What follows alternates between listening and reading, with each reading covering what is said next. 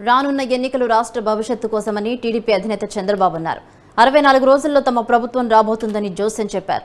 మాడుగులలో నిర్వహించిన రా కదలిరా సభలో బాబు ప్రసంగించారు.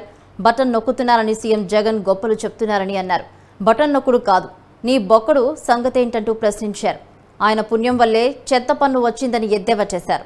ఈ ఎన్నికల్లో రాష్ట్రం ప్రజలు గెలవాలన్నారు. సైకో పాలన అంతం చేస్తే తప్ప మనకు భవిష్యత్తు లేదన్నారు. ఇలాంటి సీఎంను తన జీవితంలో చూడలేదన్నారు చంద్రబాబు.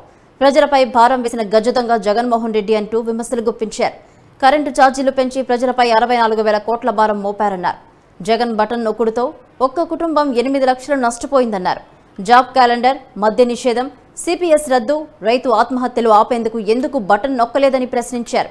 జగన్ని ఉత్తుత్తి బటన్ అని గమనించాలని, జాబు రావాలంటే బాబు రావాల్సిందే అని చెప్పారు చంద్రబాబు.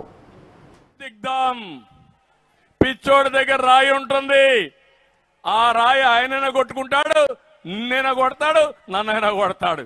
అదే జరుగుతా ఉంది. ఈరోజు రాష్ట్రంలో పిచ్చోడి చేతికి అధికారాన్ని ఇచ్చాం మనం.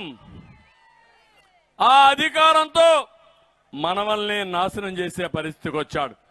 అందుకే మిమ్మల్ని కోరుతున్నా, జీవితాలను నాశనం చేసిన జగన్ని రాజకీయాల్లో నుంచి తరిమేయడానికి సిద్ధమా మీరు అడుగుతున్నా?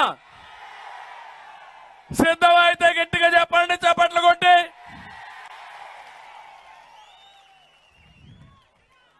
ఆయన అంటున్నాడు, ప్రజలే నాకు స్టార్ క్యాంపెయినర్లని, తనకెవరూ లేరంటున్నాడు, పేపర్లే లేవంటున్నాడు, ఛానలే లేదంటున్నాడు. నీ అవినీతి పుత్రికే కదా సాక్షి పేపరు, నీ అవినీతి పుత్రికే కదా సాక్షి ఛానల్. అడుగుతున్నా మిమ్మల్ని అందరినీ, ఇంత అబద్ధాలు కోరిన ఎప్పుడైనా చూశారా అని అడుగుతున్నా. అందుకే నేను అడుగుతున్నా ఒకే ఒక మాట, కలియుగ భస్మాసురుడు ఈ జగన్, ఆయన అంతం చేయడం మీ అందరి బాధ్యత. అదే మీకు వజ్రాయుధం, మీకుండే ఓటు అని చెప్పి నేను మీకు తెలియజేస్తున్నా.